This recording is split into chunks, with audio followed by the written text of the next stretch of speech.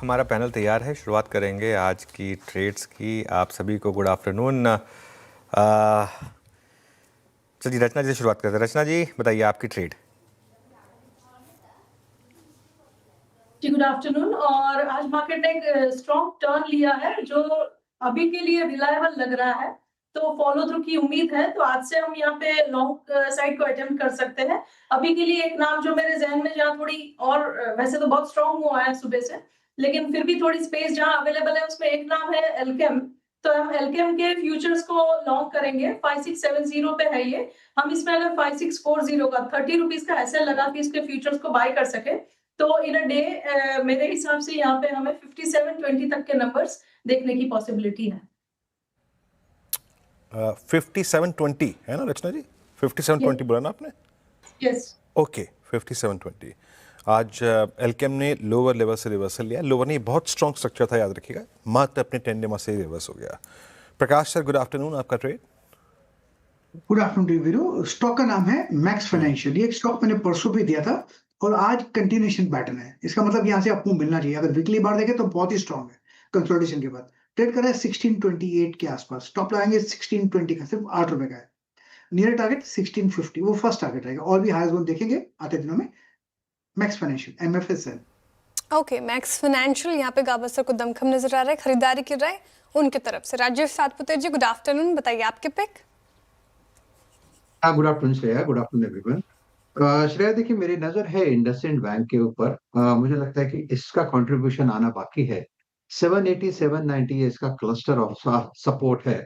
और जिस तरह से पैटर्न पैन आउट हो रहा है, इसका स्विंग का पहला टारगेट है का करीबन 815 से 820 का ये फ्यूचर लेवल है।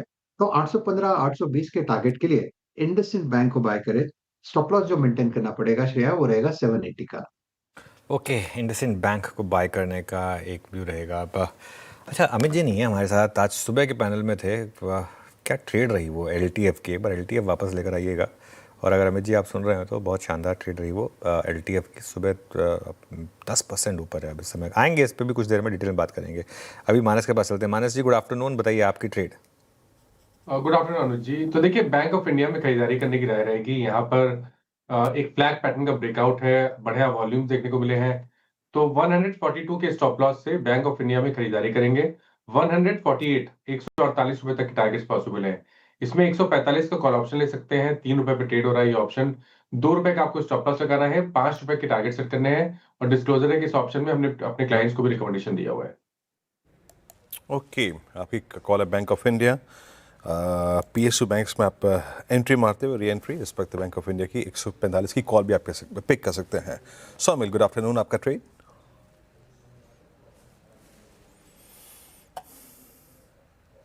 Good afternoon to everyone. मेरा कॉल होगा फेडरल बैंक पर। फेडरल बैंक में भी एक छोटा सा कंसोलिडेशन हुआ है जो ऊपर की तरफ अभी इस समय टूटा है। मुझे लगता है ये कंटिन्यू रहेगा। एक मीडियम टर्म अप ट्रेंड में भी है ये स्टॉक। तो यहाँ से एक स्टॉप लॉस लगा सकते हैं 136 पर और टारगेट रहेगा 150 पर।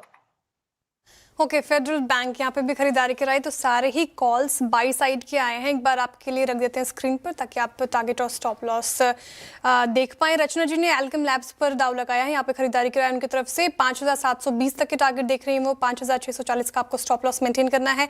गावस्कर को मैक्स फाइनेंशियल अच्छा लग रहा है और पिछले कुछ सत्रों से अच्छा परफॉर्म करता हुआ। 1650 तक के टारगेट, 1620 का आपको स्टॉप लॉस मेंटेन करना है। राजेश सातपुते जी ने इंडसइंड बैंक को चुना है, यहाँ पे खरीदारी कराई और 820 तक के टारगेट वो देख रहे हैं। 780 का आपको स्टॉप लॉस मेंटेन करना है। साथ ही बैंक ऑफ इंडिया की वकालत की है मानस जी ने, यहाँ पर खरीदारी कराई उनकी तरफ से। 148 का टारगेट, 142 का स्टॉप लॉस। सोमी जी ने अभी फेडरल बैंक पर दाव लगाने की बात कही। 250 तक के टारगेट, 236 का स्टॉप लॉस मेंटेन कीजिए। अब इन्वेस्टमेंट आइडिया के लिए चलते हैं राजेश अग्रवाल जी के पास। राजेश अग्रवाल जी गुड आफ्टरनून, स्वागत है आपका कार्यक्रम में। बताइए सर, पिटारा से कौन सा स्टॉक निकालेंगे, कहाँ होगी कमाई? गुड आफ्टरनून श्रेया जी, वीरेंद्र जी, अनुज जी, आपको भी नमस्कार। पैनल में जितने भी मित्रगण हैं सबको नमस्कार। इस वक्त अगर आप देखें तो जिस तरीके की ट्रैवल बूम चल रही है, अभी पिछले हफ्ते में कई जगह गया, एयरपोर्ट्स वगैरह पे कई बड़ी भीड़ पड़ी हुई है। तो सबको देखते हुए मुझे लगता है एयरपोर्ट प्लेयर के हिसाब से देखा जाए तो GM और एयरपोर्ट्स के साथ जाना चाहूंगा। भारत का सेकेंड लार्जेस्ट एयरपोर्ट, पूरे विश्व का सेकेंड लार्जेस्ट एयरपोर्ट ऑपरेटर है इस वक्त। भारत में दिल्ली, हैदराबाद और गोवा, और इंटरनेशनल एयरपोर्ट में अगर कहा जाए तो फिलीपींस, इंडोनेशिया और ग्रीस में कामकाज कर रहे हैं। और जिस तरह की एविएशन इंडस्ट्री बढ़ रही है भारत में, उसकी डायरेक्ट बेनिफिशियरी ये है। और मिडिल क्लास में जिस तरीके की एयर ट्रैवल की बातें हो रही है, जिस तरह के नंबर्स वगैरह हैं, उसे देखते हुए मुझे लगता है ये स्टॉक 108, 109 के टारगेट के साथ ये खरीदारी करनी चाहिए। थोड़ी दिक्कत इनके डेट को लेकर के है, लेकिन मैं समझता हूँ जिस तरह के एक्सपेंशन प्लान्स वगैरह हैं उसे थोड़ा सा डिस्काउंटिंग देनी पड़ेगी। और इस वक्त टारगेट हमारे 108, 110 के आ रहे हैं। ओके,